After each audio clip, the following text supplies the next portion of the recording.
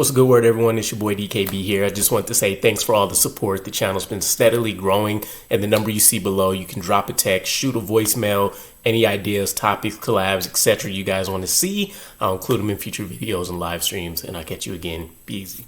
What's the good word, Jets fans? It's your boy DKB here, and Tuesday will be the first of two joint practices between the New York Giants and the New York Jets, where we will play host for this first practice at our Atlantic Health Training Center before traveling to go to Quest Diagnostics Training Center, where the Giants will host us.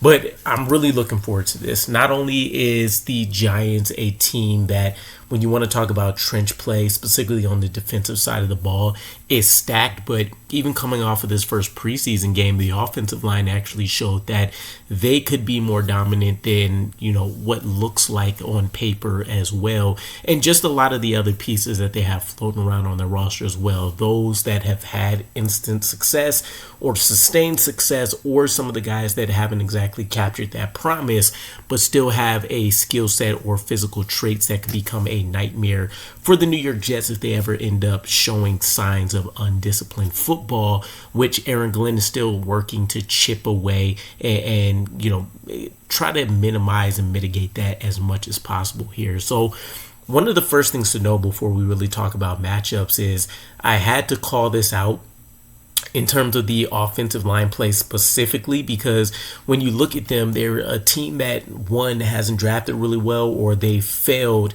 to get these talents to live up to the draft billing. And I think Andrew Thomas as one of those prime examples, right? But overall, their first preseason game, 51 pass attempts, 0 sacks. And I believe I saw that they only actually allowed 9 pressures on the day, which is insane, because not only did all their quarterbacks lead touchdown drives, but they faced the Bills team. And when you think about the Bills, you think about elite defensive play, you think about the big playability on the offensive side and all that. But just thinking about defense and the front seven, it's waves of pass rushers. It's just a litany of problems, and one that can become a nightmare for you instantly, right? And the game only gets worse as things drag on if you can't find a way to claw your way into the game or stay ahead of the sticks with the Buffalo Bills. So pretty impressive outing from them, especially with a lot of the chatter around Brian Daboll, being that he's on the hot seat right now, Joe Scone included, right? It's the reason you look at them drafting Jackson Dart and all that kind of stuff. But had to be mentioned, very impressive performance from them on that side of the ball. And I do have a question that I'm hoping we see pretty early addressed here.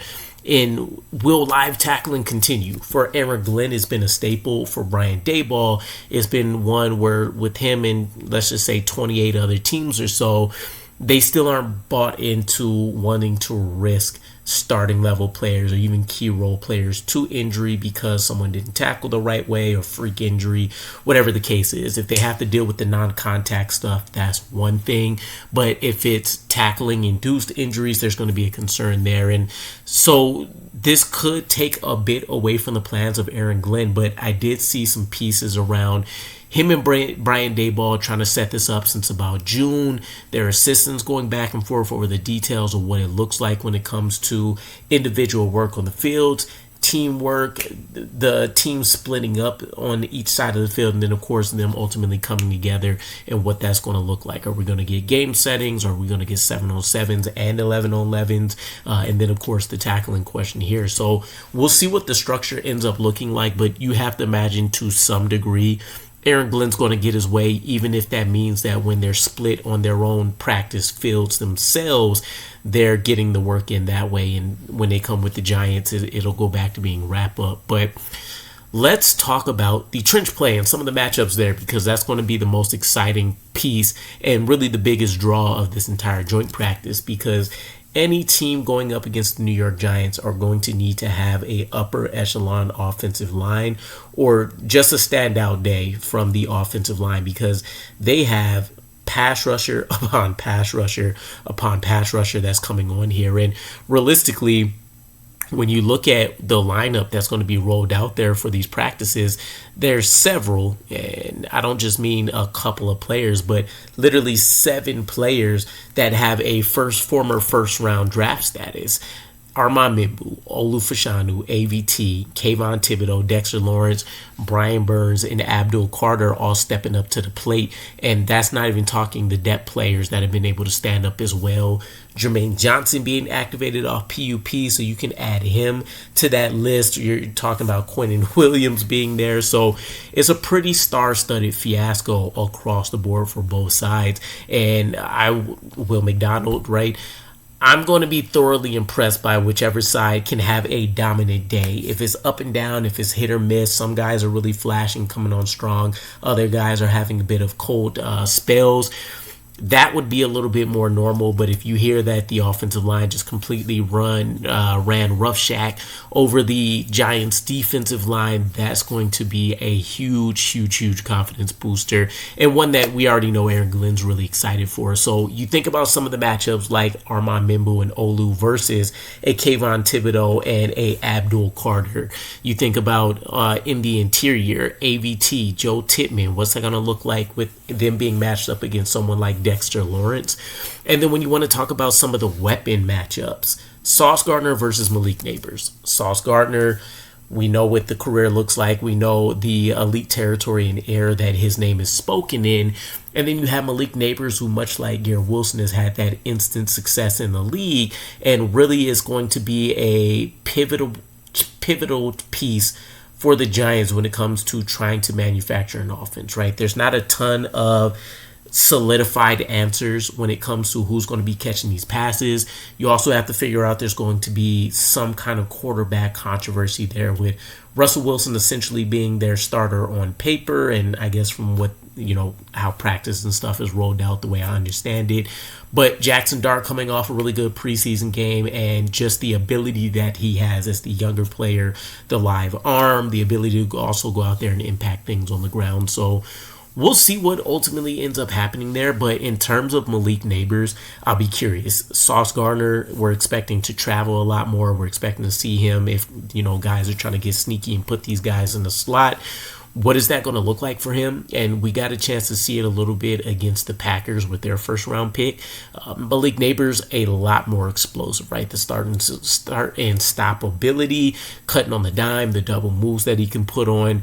I'll be curious to see if we see as much of a shutdown performance as what we've been hearing from the likes of Sauce Gardner versus Garrett Wilson when they've had their training camp matchups. And then you look at the flip side of that, right? Garrett Wilson versus, I would assume it's going to be Paulson Adebo, because Deonte Banks has kind of been in the doghouse, really, I want to say terrible, but really just a tragic year overall compared to what the expectations were for Banks last year. And I wouldn't expect that there's been much of a bounce back so far through training camp and really just this offseason, because while Daboll has shifted his mindset to playing his guys during the course of the preseason, as long as there's no injury concerns, etc., it still speaks volumes that Deonte Banks is out there for as much as he was. And I don't know what the snap counts or anything are, but it seems like he played a significant amount of snaps for someone that would be a starting level player for them. So I would flip to Paulson Adebo, who's been able to resurrect his career of sorts with the Giants, looking like, I want to say, essentially their top cornerback for them, if not high-end number 2. But Garrett Wilson's also been on a tear in and of his own for the New York Jets. So he's gotten his wins here and there against Sauce, even though it feels like Sauce has won the majority of those. And we have another cornerback on the other side of the line of scrimmage for us, and Brandon Stevens, that also brings that size, speed, agility dimension. So Garrett Wilson's gotten some really, really good work against at least some physically talented cornerbacks, for those that don't buy in or love Brandon Stevens so far. So I expect him to fully be able to go out there and dominate and win those matchups. I think he put on a clinic last year, from what I remember, last year. We didn't do joint practice in 2023, but he put on a clinic last year from what I recall. And then we'll see what else happens, right? Obviously, our rushing attack was firing on all cylinders last game.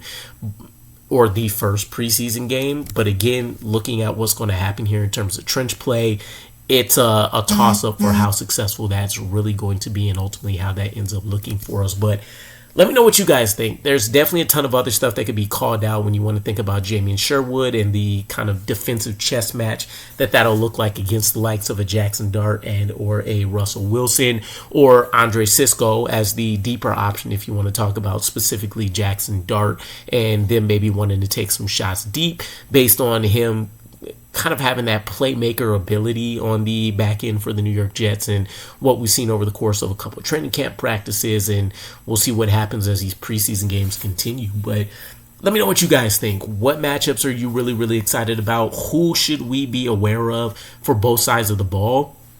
For both teams as well, right? I know Marcus Mbo is one of the names as the later round draft pick that the Giants have that may have some starting level ability based on what they've been seeing. But I'll leave it up to you guys. Help us all out in the chat and drop your details in there for us. And I'll catch you guys again. Peace.